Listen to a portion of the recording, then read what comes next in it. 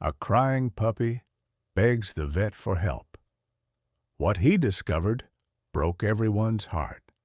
It was one of those quiet afternoons at Dr. Harris's veterinary clinic. The sun filtered softly through the windows, casting a warm golden light across the room. The phones were silent, the staff were calmly doing paperwork, and the peaceful routine of the day went uninterrupted until a sound shattered the stillness. A whimper, faint at first, then louder, sharp, desperate, and impossible to ignore. Dr. Harris looked up from his desk. At the front entrance stood a tiny puppy, soaked, muddy, trembling all over. His eyes were wide with panic, but behind the fear was something even deeper: desperation. The puppy scratched at the glass door, barking and whining as if he could speak. "Please, help me!" Without hesitation, Dr. Harris rushed to the door and opened it.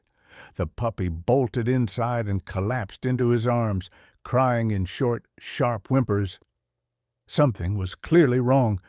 The puppy's eyes turned toward the yard outside, and Dr. Harris followed his gaze. Under the old oak tree lay another dog, still unmoving. Dr. Harris's heart sank. The staff hurried outside and gently carried her in. She was the puppy's mother. Her breathing was shallow, her eyes glazed, her body cold and weakening. The little one ran to her side, nudging her with his nose, licking her face, trying to wake her. But it was too late. The mother passed quietly, wrapped in a blanket in the corner of the clinic. The puppy refused to leave her side. His cries were heartbreaking, pure, innocent grief. Dr. Harris sat next to him, whispering soothing words, feeling a heaviness in his chest he hadn't felt in years. He named the puppy Buddy because from the moment he entered the clinic, he had been searching for a friend. That night, Dr. Harris couldn't sleep. He kept thinking about the puppy and his mother, about how life could be so fragile and unpredictable. But even in that sadness, there was something powerful in Buddy's eyes, something that asked for hope, for love, for healing. And so, Buddy stayed. Days passed. Buddy slowly began to adjust. He ate small meals, explored the clinic, and started sleeping peacefully, sometimes curled up next to Dr. Harris's chair. But his grief still lingered. Whenever Dr. Harris walked into the room, Buddy would rush to him, press himself against his leg, and let out a quiet whine, still searching for comfort, and Dr. Harris gave it to him. But something extraordinary began to happen. Buddy wasn't like other puppies. He seemed to sense pain, deep pain, in both animals and people. If a sick animal came into the clinic, Buddy would quietly approach and sit nearby, offering his silent presence. Nervous cats, frightened dogs, and even anxious owners calmed around him. One day, an elderly woman named Margaret brought in her cat, who was suffering from heart problems. The cat began to tremble during the examination. Margaret was clearly distressed, clutching her purse tightly, eyes brimming with tears. Buddy slowly walked over and gently rested his head on her lap. Instantly, the cat calmed. Margaret wiped her eyes and whispered, "This isn't a dog." "He's an angel," word began to spread. People came not just to treat their pets, but to see the miracle puppy, Buddy, the one who understood sadness and somehow turned it into comfort. Then one rainy afternoon, a little girl named Lily came in holding a lifeless rabbit. Her cheeks were streaked with tears. She had barely slept. Dr. Harris examined the rabbit. The signs weren't promising. But then Buddy, who had been dozing nearby, jumped up and walked over. He climbed onto the exam table and curled next to the rabbit. He let out a soft, humming sound, barely audible, like a lullaby, and the rabbit twitched. Its tiny eyes fluttered open. Lily gasped and hugged Buddy with all her strength. Her father, stunned, could only whisper, "He brought it back."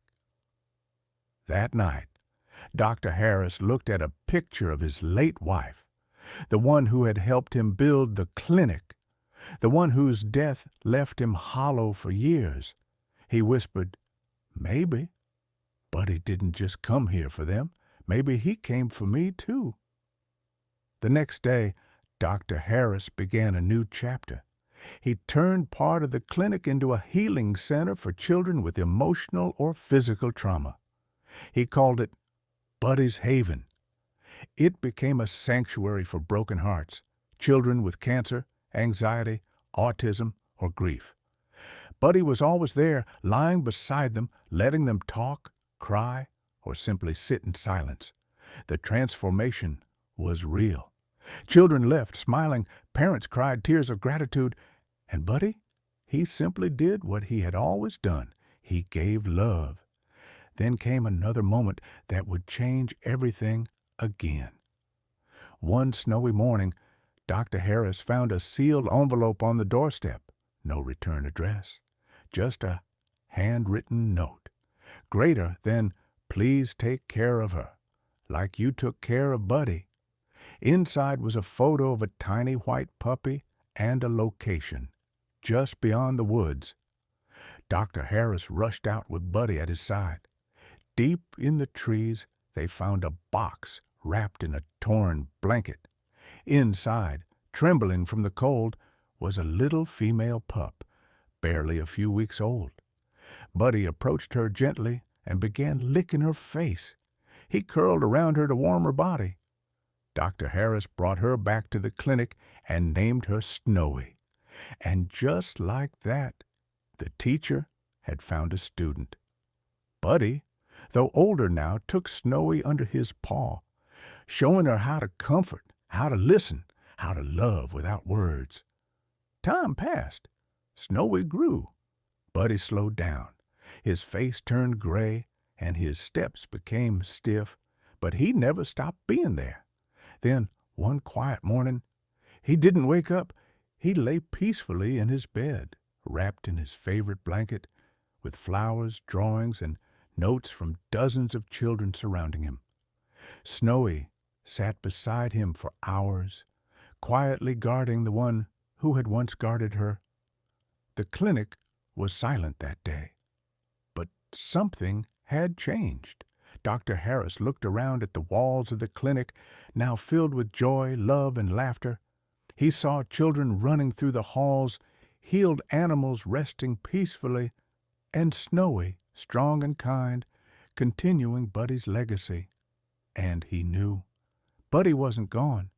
He lived in every act of kindness, every smile, every hug, every whisper of comfort in the quiet halls of Buddy's Haven. On the first anniversary of Buddy's passing, Dr. Harris placed a memorial stone in the clinic garden. Greater than, "Here lies Buddy," the puppy who came to us crying for help, but left behind a legacy of healing. He reminded us that love, especially in times of loss, can create miracles. Because sometimes the one who comes to you broken is the very one who puts you back together. And sometimes a little crying puppy can change the world.